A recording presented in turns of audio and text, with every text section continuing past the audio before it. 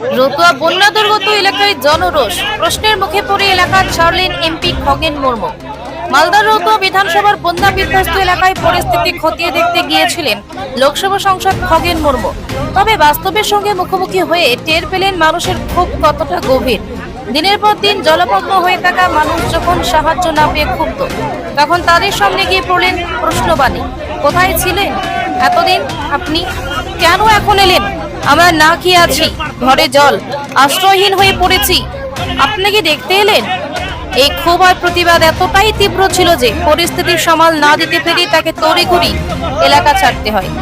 এই দৃশ্য প্রমাণ করে দিল মানুষ আর চুপ করে থাকবে না, এবার তারা জবাব চাইবে, প্রতিশ্রুতি নয়, চাই বাস্তব কাজ।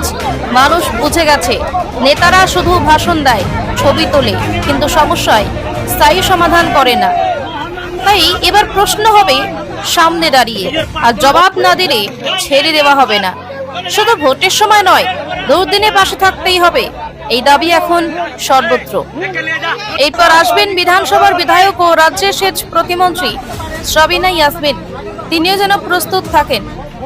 এখানকার মানুষ এখন জানে কিভাবে প্রতিবাদ করতে হয়, সামনে দাঁড় করিয়ে জবাব চাইতে হবে, বুঝিয়ে দিতে হবে এই দুর্দশা রাজনীতির শেষ ঘন্টা বেজে গেছে। এই আন্দোলন কেবল বন্যা নয়, মানুষের অধিকার রক্ষার আন্দোলন। যারা দায়িত্বে তাদের এবার দায়িত্ব নিতে হবে, কাজ না করলে পালানোর রাস্তা থাকবে না।